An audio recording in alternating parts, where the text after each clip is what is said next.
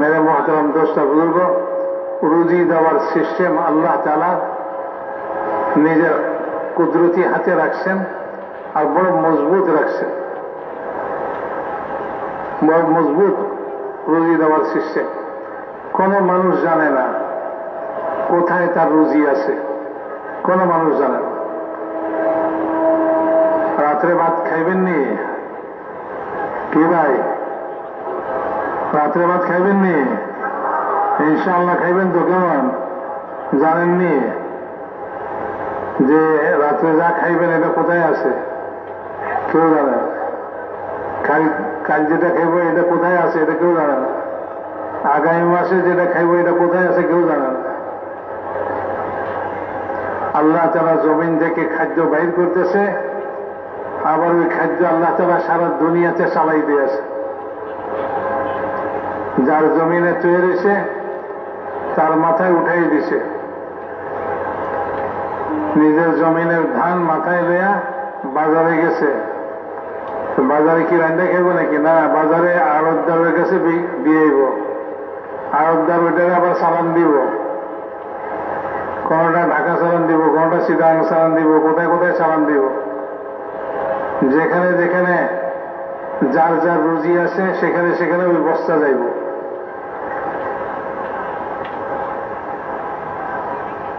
ওই বস্তা আবার যে যেখানে আছে সেখানে তার নিকটতম বাজারে বিক্রি হইব। ওইখান থেকে নিয়ে আসে কুলির মাথায় দিব। কুলির মাথায় করে ঘরে লইয়ে দিব। ঘরে মেয়ে লোকেরা রানবো, তৈরি খানা তার প্লেটের মধ্যে দিব আর সে খাইব। তারপরে তারা কয় বিসমিল্লাহ পুরা খান। বিসমিল্লাহ কি জন্য বলতাম? কত কষ্ট করে কামাই করে আনছি। কিরে ভাই, ব্যবসা করে কামাই করে নি খানা আনছে। আল্লাহ যদি এই খানা না পৌঁছাইতো ব্যবসা করে খাইতে পারতো নাকি? চাকরি করে খাইতে পারে? তো এরকম বিসমিল্লাহ পুরা খান। এরকম বিসমিল্লাহ কেন পড়তাম? আমি তো কষ্ট করে কামাইছি, কামায় রোজগার করে তারপরে না এই খানা এনে খাইতেছি। অথচ সে জানেই না যে তার পাতের মধ্যে যে চাউলগুলা, যে ভাতগুলা, এইগুলো কোন জমিনে হয়েছে কেউ জানেনি ভাই। আর যদি খোদায় পাক জানায়া দিত তাইলে আরেক মুশকিল হইত। ফেনী শহরের লোক যদি গ্রাম কোন ইউনিয়নের গ্রামে যায়, কারো ক্ষেতের কাছে যায়, যে এই ক্ষেতের অর্ধেক ফসল আমার, আল্লাহ আমারে করে দিছে, তো মাথা আস্ত লইয়া ওখান থেকে আইতে পারতো না কেউ। জমিনওয়ালা ওইখানে তার মাথা ফাটাই দিত। বেটা এত কষ্ট করে জমিন লাগাইছি, ক্ষেত লাগাইছি, তুমি কোথেকে আইছ? এটা অর্ধেকের দাবি করতা। তো এই দাবিও করলে ভেজাল আসিল, জানাই দিলেও ভেজাল আসিল। এই জন্য আল্লাহ তাআলা এই সব জিনিস নিজের এলেমে রাখছে। প্রত্যেকের খানা আপনার আপনার জায়গা থেকে, সব জায়গা থেকে আল্লাহ তাআলাই চালাই চালাই লইতেছে। আর প্রত্যেকের খাওয়ার চাহিদা দিছে, নিজের খাওয়ার চাহিদার জন্য অন্যের কাম করতে আছে। মুচি জুতা সেলাই নিজের খাওয়ানোর জন্য, আরেকজনের জুতা সেলাই। ধোবা আরেকজনের কাপড় ধোয় নিজের খাওয়ানোর জন্য। প্রত্যেকেই অন্যের কাজ করতেছে নিজের জন্য, নিজের প্রয়োজনে। এটা হলো খোদাই সিস্টেম। রিক্সাওয়ালা রিক্সার মধ্যে বসেন যে, রিক্সাওয়ালা কি আপনার মামু লাগে না খালু লাগে? এত আদর করে বসায়া মেহনত করে আপনার রিক্সা টানতে আসে, এই রিক্সাওয়ালা কি লাগে? কিচ্ছু লাগে না। ওই রিক্সাওয়ালা নিজের পেটের দায়ে, নিজের প্রয়োজনে আপনারে টানতে আসে, আপনার প্রয়োজন মিটাইতে আছে তার নিজের প্রয়োজনে। এরকম দুনিয়াতে সব জায়গায়।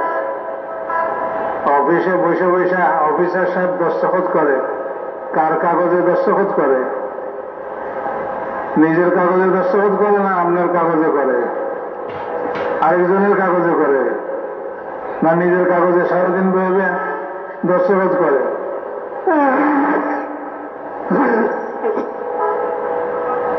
অন্যের কাগজে দস্তখত করে। অন্যের কাগজে দস্তখত করলে তার ভাত জুটব, তার খানা জুটব, তার জরুরত পুরো হইব। চাকরি, এটার নাম চাকরি। আরেকজনের কাম করো, আরেকজনের ফাইল ঠিক করে দাও, আরেকজনের জরুরত পুরো করে দাও, তো তোমার জরুরত পুরো হয়ে যাবে। সারা দুনিয়া এইভাবে চলছে।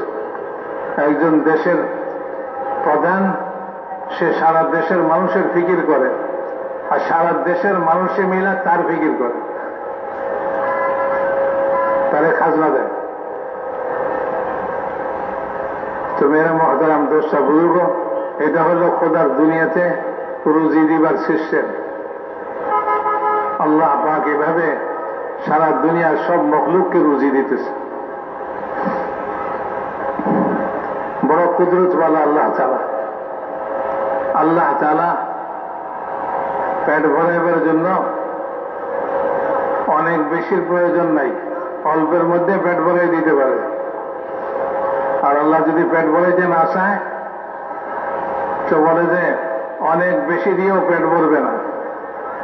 হযরত হুসাইন রাদিয়াল্লাহু তাআলা আনহুকে যে শহীদ করেছিল তীর মেরা, উনি পানি পান করতেছিলেন, তো উনি বদদুয়া করছিলেন যে আল্লাহ যেন তোর তৃষ্ণা, তোর পিপাসা কোনোদিন না মিটায়। তো এই লোক বলে যে মশক ভরা পানি পান করতো, তার পিপাসা মিটত না। পানি পিপাসা মিটায় না, পিপাসা মিটানেওয়ালা কে ভাই? আল্লাহ।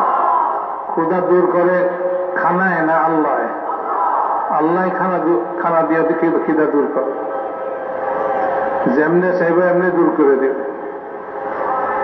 সেই জন্য মেরে মহতারাম দোষা বুঝবো, খোদার কাছ থেকে লওয়ার রাস্তা হল যে আল্লাহ তাআলার উপরে ঈমান আনো, ইয়াকিন করো আল্লাহই সবকিছু করে।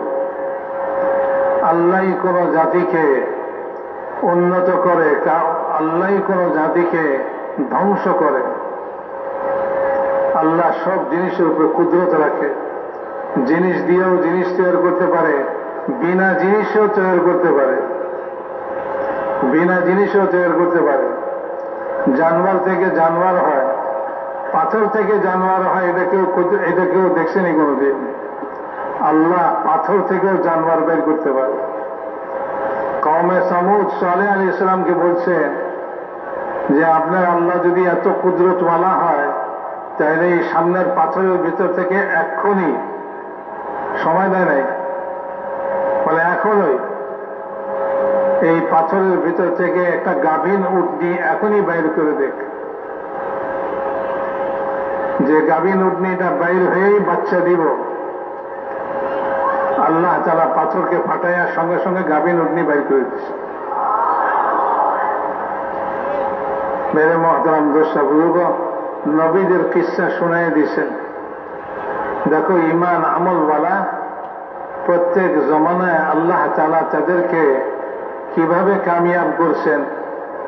আর যে ঈমান আমল বাদে দুনিয়ার জিনিস থেকে তার জরুরতকে পুরা করা মনে করে ওইটার পিছনে লেগে রয়েছে, আল্লাহর উপরে ঈমান আনে নাই, আল্লাহর নবীর কথাকে মানে নাই, আল্লাহর হুকুমকে মানে নাই, কিভাবে আল্লাহ তাআলা তাদেরকে ধ্বংস করে দিয়েছেন। আর যারা নবীর কথাকে মানছে আর নবীর কথা মতো জিন্দগির সব কামকে করছে, আল্লাহর হুকুম মতো চলছে, আল্লাহ তাআলা কিভাবে তাদেরকে সাহায্য করছেন, কিভাবে তাদের জিন্দগিকে বানাইছে। নূহ আলাইহিস সালাতু ওয়াস সালামের কওম, তারা কয় যে নূহ শুকনা জায়গার মধ্যে নৌকা বানাই দিয়েছ, কারণটা কি? বলে আল্লাহ তাআলা এই শুকনা জমিনে পানি উঠাইব, আমার নৌকা চলনের ব্যবস্থা হইব। তারা সকলে হাসে ঠাট্টা করে, বলে নূহ এতদিন তো তুমি কইছ আল্লাহ করে ঈমানের কথা কইছ, এতদিন তো তোমারে যা মনে করছিলাম, আজকে তো ভালো মতোই বুঝতেছি তোমার আকল বুদ্ধি বলতে কিচ্ছু নাই। তো শুকনা জমিনে নৌকা বানাইতেছ।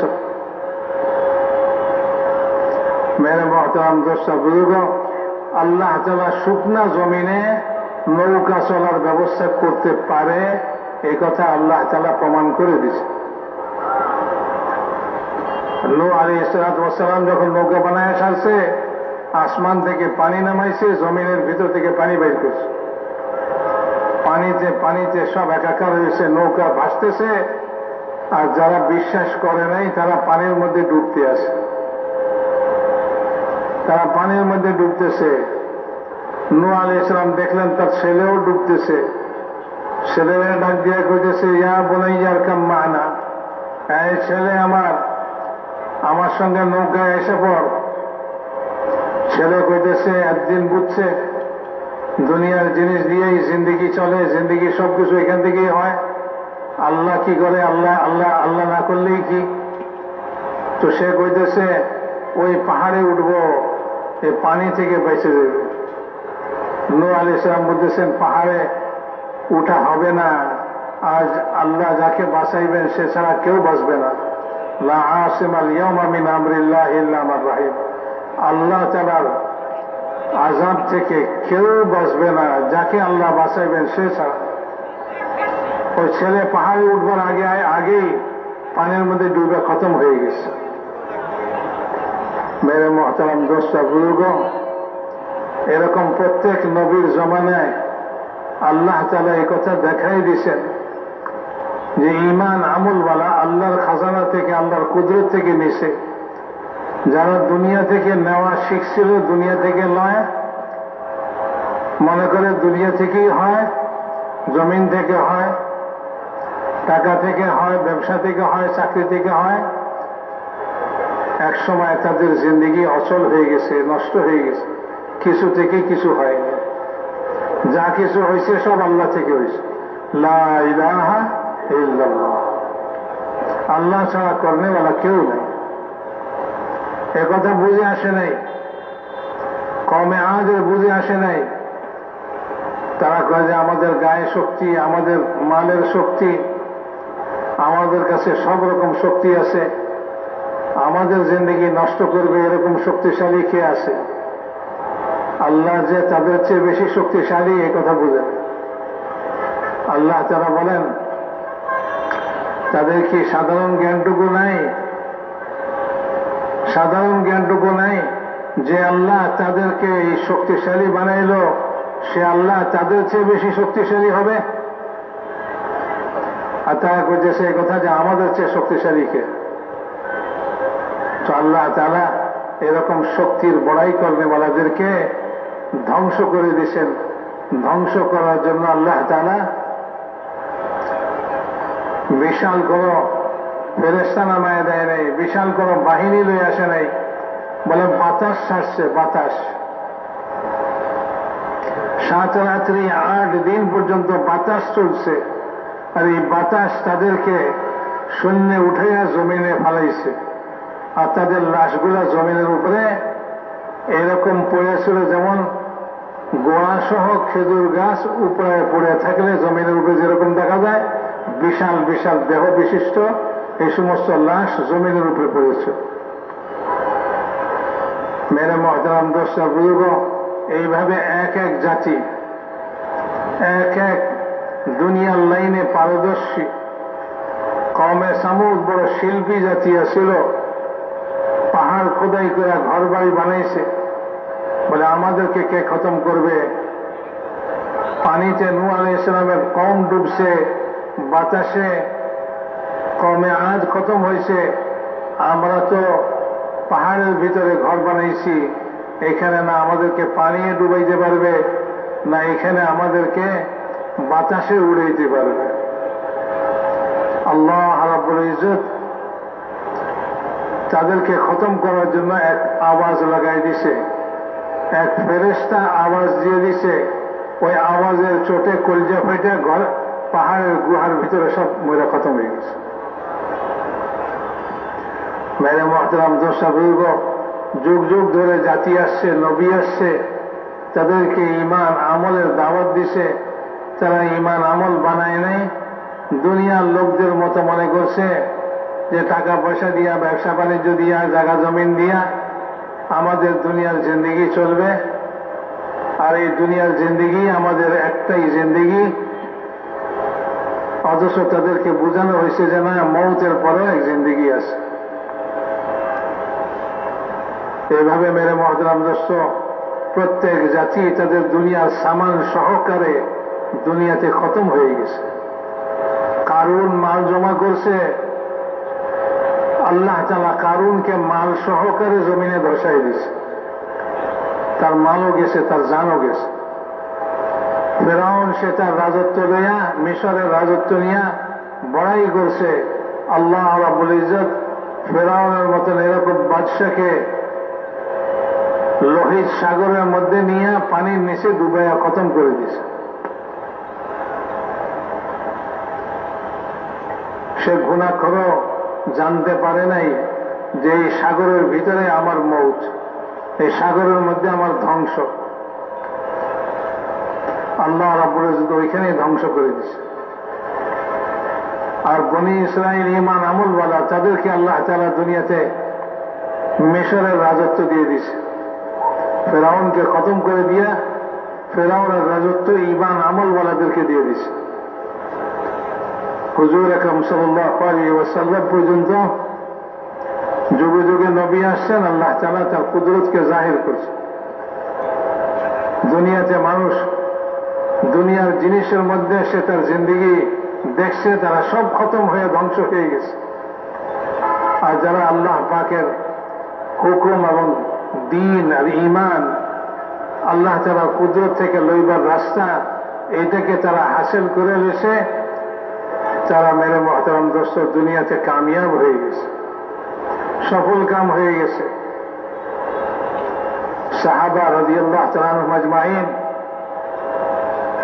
আরবের লোক ছিল, মরুভূমিতে চড়ে বেড়াইত, উট বকরির দুধ খাইয়া তারা জীবন ধারণ করত। আর মেরে মুহতারাম দোস্ত খেজুর আর পানি খাইয়া তাদের জীবন চলত। আল্লাহ তাআলা তাদের মধ্যে হুজুর আকরাম সাল্লাল্লাহু আলাইহি ওয়াসাল্লামকে নবী বানায়া পাঠাইলেন। তিনি তাদেরকে খ্যাত করা শিখায় নাই, ব্যবসা করা শিখায় নাই। কুরাইশ বড় ব্যবসায়ী জাতি ছিল, তাদেরকে ব্যবসার তরিকা শিখায় নাই, বরং তাদেরকে ঈমানের দাওয়াত দিয়েছে। ইয়া আইয়ুহান নাস কুলু লা ইলাহা ইল্লাল্লাহ তুফলিহু, হে মানব জাতি লা ইলাহা ইল্লাল্লাহ পড়ো, কামিয়াব হয়ে যাবে। তো আরবের লোকেরা বলে আমরা 360 মূর্তির পূজা করি, আর ইনি আসছে এক আল্লাহর ইবাদত করার দাওয়াত দিতে, সব কাম এক আল্লাহই করবে। এটা তো বড় আশ্চর্যের কথা। আজআল আল-আলিহাতা ইলাহান ওয়াহিদা ইন্না হাযা লাশাইউন উজাব, এটা তো বড় আশ্চর্যের কথা। তো তাদের কাছে আশ্চর্য লাগতেছে। আর ওমর রাদিয়াল্লাহু তাআলা আনহু, তার কাছেও আশ্চর্য লাগে, সমস্ত সাহাবাদের কাছে আশ্চর্য লাগতেছে। কিন্তু আল্লাহ তাআলা যখন তাদেরকে ঈমান দান করলেন, তাদের দিলের ভিতরে ঈমান ঢুকিয়ে দিলেন, তো তারা হাসতে লাগলো, কয় যে আমরা কেমন বোকা লোক ছিলাম, পাথরের মূর্তি নিজেরা নিজের হাতে বানায়া এইদের পূজা করতাম, এদের কাছে নিজের মনের আশা আকাঙ্ক্ষা ব্যক্ত করতাম। আরে এদের তো আমি বানাইছি, এদের চোখ তো আমি বানাইছি, এদের কান আমি বানাইছি। মেরে মুহতারাম দোস্ত বুজুর্গ, এটার মুখ তো আমি বানাইছি।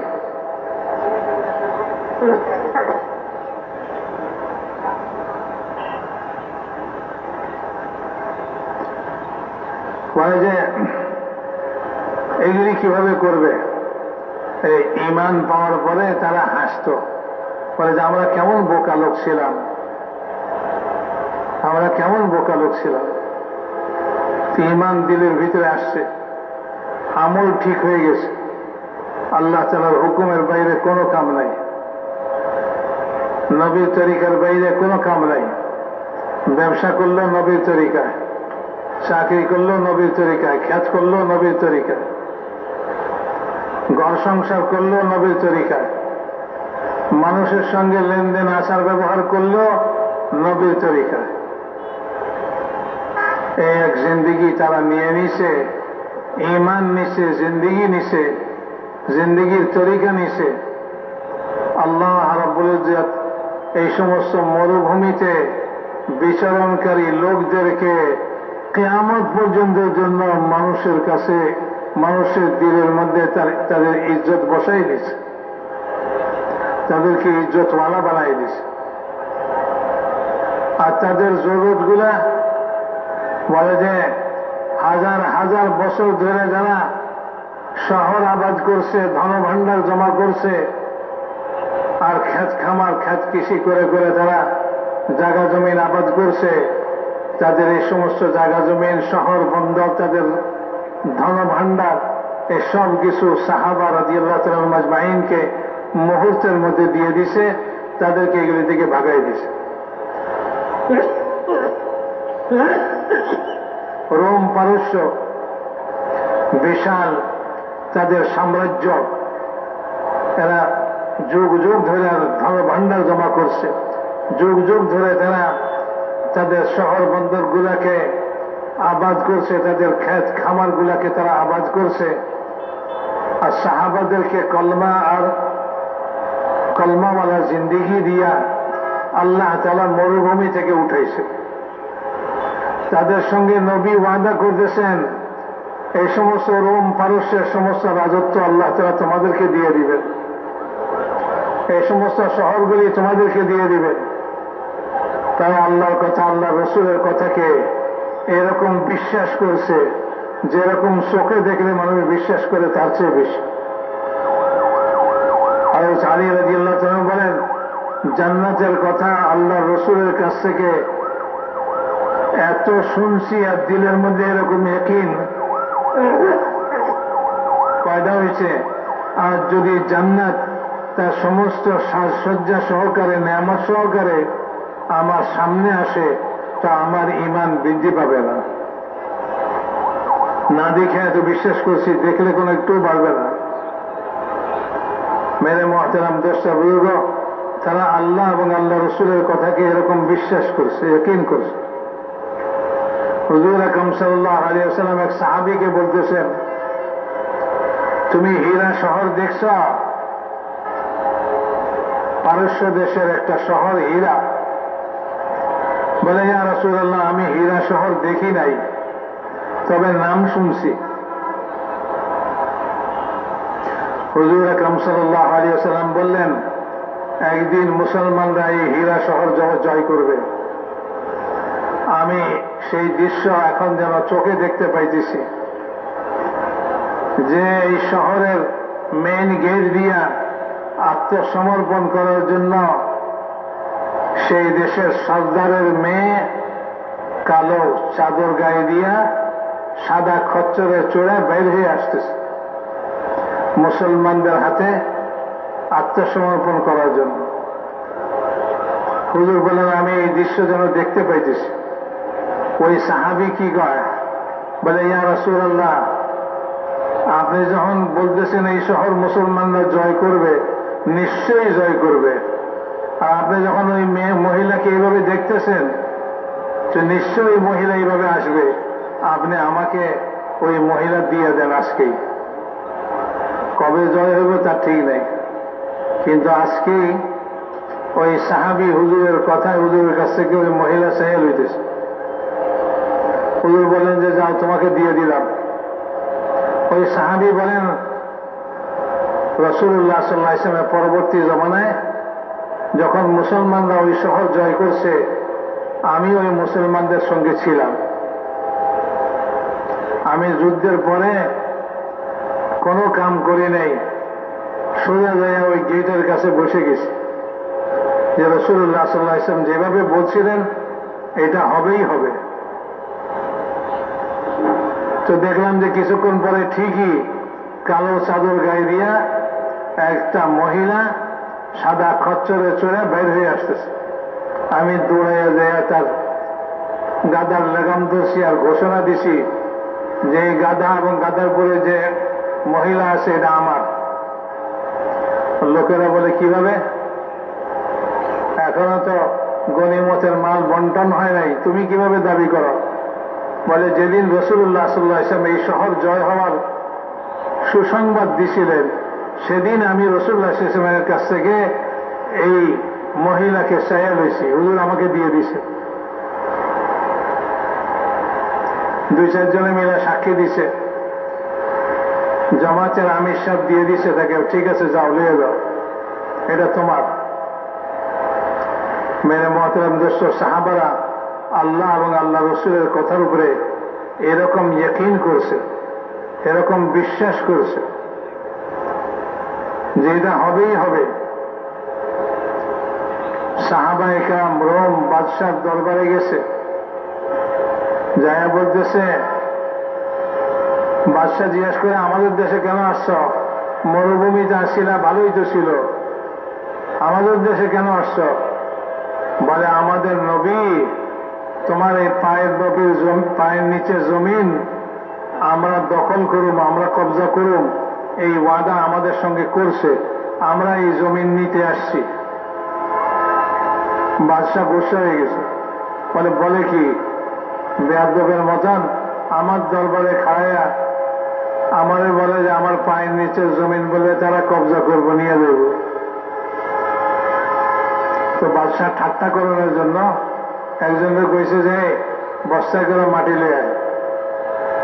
মাটি লয়ে এসে কয়ের মাথার উপরে উঠে দে, ওই সাহাবির মাথার উপরে উঠে দিছে। সাহাবি বস্তা মাথায় লইয়া দিছে দৌড়। বাদশাহ আরো আশ্চর্য হয়ে গেল, দৌড় দিল কেন? নিশ্চয়ই এটার পিছনে কোনো রহস্য আছে। এই ধরো ধরো ধরো ধরে আর কি পায়, সে এক দৌড়ে মুসলমানদের কাছে এসে গেছে। আমির সাহেবের সামনে এইসব বস্তা ফেলাই দিয়া কয় যে আমির সাহেব কালকে যুদ্ধ জয় হয়ে গেছে। বলে কেমনে? বলে দেখেন না, নিজের হাতে মাটি দিয়ে দিছে আমাদেরকে। তা আল্লাহ রসুল বলছেন যে এই দেশ আমরা জয় করব, এই জন্য নিতে আইসি। কি পরিমাণ বিশ্বাস হলে এই কথা বলতে পারে? মেরে মুহতারাম দোস্ত বুজুর্গ, তারা আল্লাহ এবং আল্লাহ রসুলের কথার উপরে ঈমান আনছে, এটারে বলে ঈমান। এরকম ঈমান যে এটার মধ্যে ব্যতিক্রম হবে না। হযরত আলী রাদিয়াল্লাহু তাআলা আনহু দেওয়ালের পাশে বসে রয়েছে, দেওয়াল পুরানা দেওয়াল ভেঙে পড়তেছে। লোকেরা কয়ে যে সরেন সরেন সরেন, দেওয়াল চাপা পড়ে মরে যাবেন। আর আলী বলতেছেন যাও যাও, আলী দেওয়াল চাপা পড়ে মরবে না, আলী দেওয়াল চাপা পড়ে মরবে না। বলে কেন? বলে এই জন্য যে রাসূল পাক সাল্লাল্লাহু আলাইহি ওয়াসাল্লাম একথা বলছেন, এ আলী তুমি ততদিন মরবে না যতদিন তোমার কপালের রক্তে তোমার দাড়ি না ভিজবে। কাজে আলী দেওয়াল চাপা পড়ে কোনোদিন মরবে না। বিশ্বাস এরকমই ইয়াকিন। মেরে মুহতারাম দোস্ত বুজুর্গ, রাসূল পাক সাল্লাল্লাহু আলাইহি ওয়াসাল্লামের কাছ থেকে যা শুনছে তা বিশ্বাস করছে, ইয়াকিন করছে। তবে এরকমই হবে, এরকমই হবে, একটুও ভুল হবে না। যখন পারস্য দেশ জয় হয়েছে, সমস্ত স্বর্ণ চাঁদি, পারস্য সম্রাটের সমস্ত ধনভাণ্ডার মদিনাতে আসছে। আর ওমর রাদিয়াল্লাহু তাআলা আনহু লিস্টটি দেখে বলতেছেন যে পারস্য সম্রাটের সেই সোনার চুরি কই?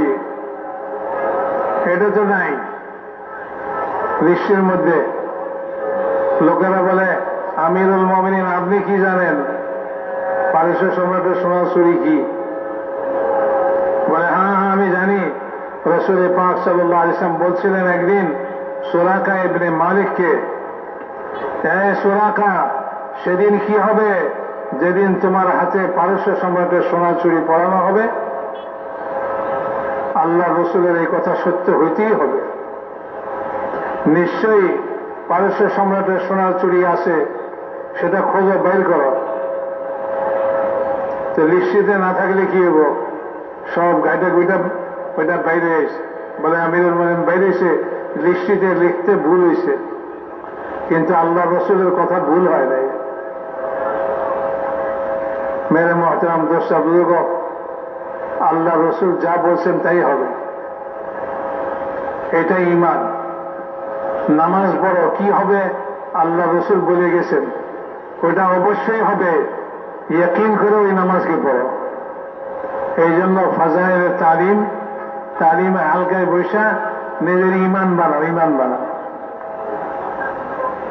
এই নামাজ পড়লে আল্লাহ তাআলা কি ওয়াদা করেছেন, আল্লাহ রসুল সেই ওয়াদা শুনেছেন, অবশ্যই এই ওয়াদা পূরণ হবেই হবে। কিন্তু মেরে মহতারাম দোস্তা বুজুর্গ, আমাদের অবস্থা হল ইমান তো আছে, কিন্তু ইমান যেরকম আল্লাহ চায় সেরকম নাই, যেরকম আল্লাহ চায় সেরকম নাই। বিশ্বাস আছে ঠিকই, কিন্তু এটার মধ্যে একটু সন্দেহ রয়েছে। এই জন্য কি কয়, হুজুর বড় পেরেশানিতে আছি, একটা দোয়া বাতায় দেন। দোয়া বাতায় দিছে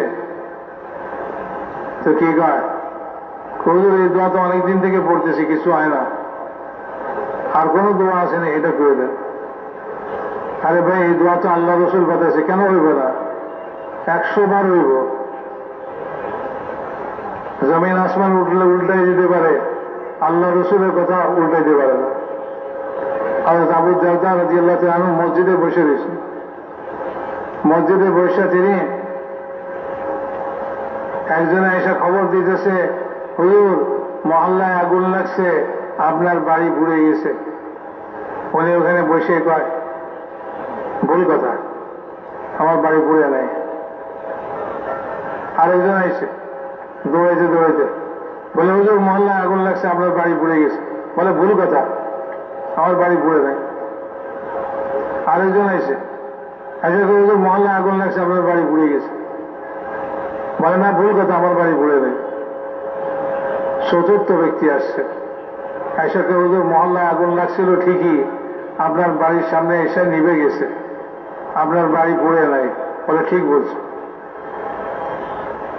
একজনে জিজ্ঞাসা করে, হুজুর আপনি জাগাত বসে 3 জনরে করলেন ভুল বলছে, একজনরে বললেন ঠিক বলছে, আপনি তো যা দেখেনও নাই, আপনি কিভাবে বুঝলেন?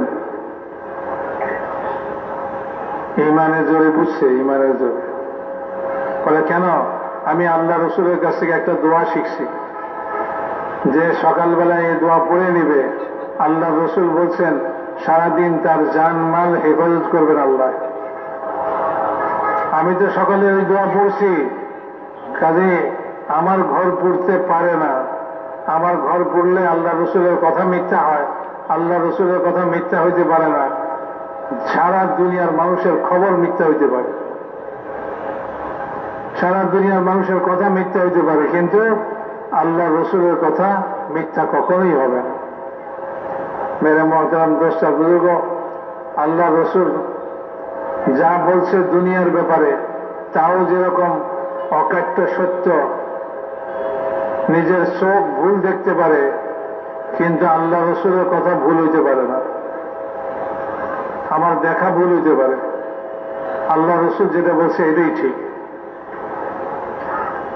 মেরে মহতারাম দোস্তা বুজুর্গ, আর আখিরাতের ব্যাপারে আল্লাহ রসুল যা বলছেন এটা অক্ষরে অক্ষরে ঠিক, যে আল্লাহর হুকুম মতো চলবে, তার জন্য আখিরাতে কি হবে আল্লাহ রসুল বলে গেছে। যে আল্লাহর হুকুমকে নষ্ট করবে, তার জন্য মওতের পরে কি হবে এটা আল্লাহ রসুল বলে গেছে, এবং আল্লাহ রসুল যা বলছেন ঠিক এরকমই হবে। তবে আখিরাতে এখানে দেখা যাবে না, আখিরাত তো আখিরাতে গেলে দেখা যাবে। কবরে গেলে কবরওয়ালা দেখবে, মওতের সময় মুর্দা দেখবে। যদি কেউ জিন্দা অবস্থায় দেখতে চায়, এটা কখনোই দেখতে পারবে না। পুষ্করিণীর মধ্যে, পুকুরের মধ্যে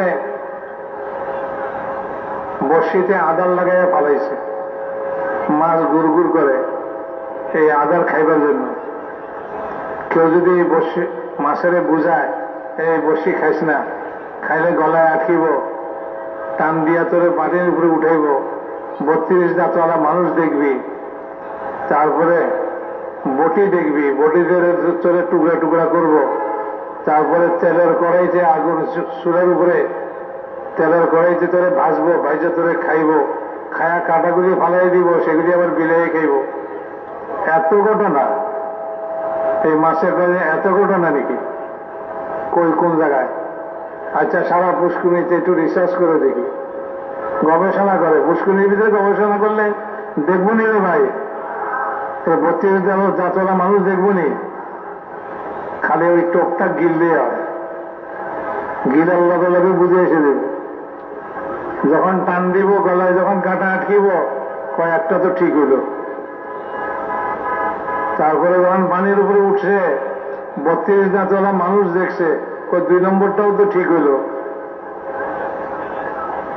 তারপরে যখন বটি দেখছে, বটির সামনে নিচে, 3 নম্বরটাও ঠিক হইল। এরপরে তেলের কড়াই আর চুলার আগুন দেখুন লাগবো নাকি ভাই? হ্যাঁ ভাই, দেখুন লাগবো নি? না দেখে বিশ্বাস হতো না? এরকমই দুনিয়ার মানুষ দুনিয়া থেকে কবর দেখতে চায়। আরে দুনিয়া থেকে কবর দেখিবেন কেমনে? মৌতের কাঁটা যখন গলায় লাগবো তখন সব বুঝে এসে দেব। আল্লাহ রসুল যা বলছে তাই হবে। বলে কবর 2 রকম হয়, একটা হলো জাহান্নামের গর্ত, আর একটা হলো জান্নাতের বাগান। তোমার কবর কিরকম হবে তুমি এখান থেকে ঠিক করে দাও। তুমি কেমন কবর চাও? কি জাহান্নামের গর্তওয়ালা কবর চাও, না জান্নাতের বাগানওয়ালা কবর চাও? যদি জান্নাতের বাগানওয়ালা কবর চাও তাইলে রাস্তা এইটা, আর যদি জাহান্নামের গর্তওয়ালা কবর চাও তাইলে রাস্তা এইটা। কোন রাস্তায় চলবা দেখো।